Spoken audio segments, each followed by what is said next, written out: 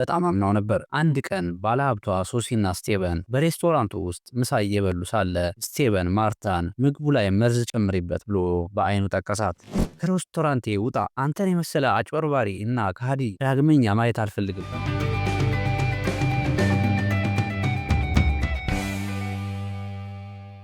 እንኳን ወደ ፍቅር አምባ የዩቲዩብ ቻናል በደህና መጣችሁ። በዛሬ ቪዲዮአችን አንድ አስገራሚ ታሪክ ይዘንላችሁ መጥተናል። ቪዲዮውን ላይክ እና ሰብስክራይብ በማድረግ ጀምሩ። ታሪኩ የክህደቱ መጨረሻው ይላል። ሳራ የፖሊስ መኮንን ብትሆንም በግል ህይወቷ ግን ሳራ ለባለቤቷ ታማኝ አልነበረችም። በዛች ጠዋት ሳራ ባለቤቷ ተስፋዬን ደህና ሁን የኔ ፍቅር ብላ ተሰናብታው እንደወጣች ወደ ቤቷ ሌላ ወንድ አስገብታ ነበር የሄደችው። ሆኖም ግን ነገሮች እንደታሰበው አልሄዱም ነበር። ሳራ በስራ ላይ እያለ በፖሊስ ሬድዋን በጄፈርሰን አቪኑ 246 ዘረፋ ተፈጽሟል፣ ሁሉም ኃይሎች ወደዚያው ይሄዱ የሚል አስቸኳይ ትዕዛዝ ደረሳት። ሳራም ደነገጠች፣ ምክንያቱም አድራሻው የራሷ ቤት ነበር። ሳራም ወደ ቤት ስትሮጥ ባለቤቷ ተስፋይም በስፍራው ቀድሞ ደርሶ ነበር። ሳራ ፍቅረኛዋን ለማስመለጥ ብትሞክርም ባለቤቷ ተስፋዬ ቁምሳጥን ውስጥ ተደብቆ የነበረውን ሰው ጎትቶ አወጣው። ሳራ ሁኔታውን ለማድበስበስ ይህ ሁሉ ሌባ ቤታችን ገብቶ ሊዘርፈን ሲል ነው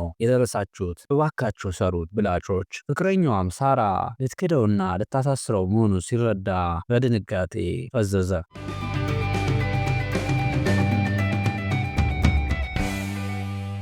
ሆኖም ግን ተስፋዬ የሚስቱን ሴራ አስቀድሞ ያውቅ ነበር። አትልፊ ሳራ አላት ረጋ ባለ ድምፅ። ይህ ሰው ሌባ ሳይሆን ያንቺ ፍቅረኛ መሆኑን አውቃለሁ። ሆን ብዬ ነው ዘረፋ ተፈጽሟል ብዬ ሪፖርት ያደረግኩት። አላማዬ አንቺ በችግር ጊዜ እንዴት እንደምትከጁ እንዲያይና እውነተኛ ማንነትሽን እንዲያውቅ ለማድረግ ነበር አላት። ሳራ በሀፍረት እና በውርደት አንገቷን ስትደፋ፣ ተስፋዬም የክህደቷን ውጤት ቶላት ከቤት ወጣ።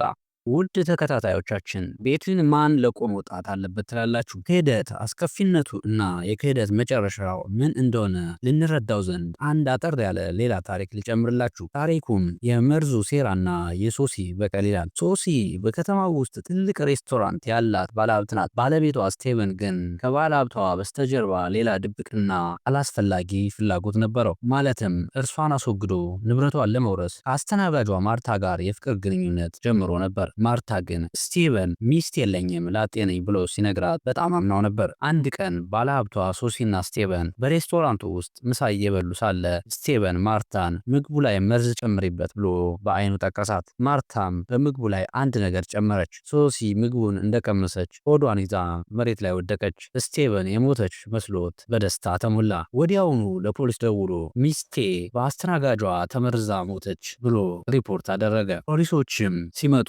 ስቲቨን ለማርታ እንዲህ አላት፣ አይዞሽ የኔ ፍቅር መርዣታለሁ ብለሽ እመኚ፣ ለጥቂት ጊዜ ትታሰሪያለሽ፣ ከዛም እኔ በገንዘብ አስወጣሻለሁ፣ ሀብቷን ይዘን አብረን እንኖራለን አላት። ማርታ ግን ስቲቨን እያታለለት መሆኑን ቀድማ አውቃ ነበር። ፖሊሶቹም መርዙ የት አለ ብለው ጠየቁ። ማርታም ይሄው ኪሴ ውስጥ ብላ ሰጠቻቸው። ፖሊሱ መርምሮ ሲያበቃ ይህ እኮ መርዝ ሳይሆን ጠንካራ የሆድ ማለስለሻ ነው አለ። በዛው ቅጽበት ሶሲ ከወደቀችበት ተነሳች። ማርታም እውነቱን ተናገረች። ስቲቨን ያላገባ መስሎ ነበር፣ ነገር ግን ሚስት እንዳለው ሳውቅ ልበቀለው ብዬ ነው በምግቡ ላይ ይህን የጨመርኩት። እሱ ግን እንድትሞች ይፈልጎ ነበር። ሶሲ የባሏን ክፉ ልብ ስታውቅ ከሬስቶራንቴ ውጣ! አንተን የመሰለ አጭበርባሪ እና ከሃዲ ዳግመኛ ማየት አልፈልግም በማለት በውርደት አባረረችው። ውድ የፍቅር አምባ ተከታታዮች ከዚህ ታሪክ ምን ተማራችሁ? ሀሳብ አስተያየታችሁን በኮሜንት ላይ አስቀምጡልን። እንደዚህ አይነት እውነተኛና አስገራሚ ታሪኮች እንዲደርሷችሁ ላይክ እና ሰብስክራይብ እንዲሁም ሼር በማድረግ ቤተሰብ ይሁኑ። ቀጣይ በሌላ ቪዲዮ እስከምንገናኝ ደህና ሁኑ።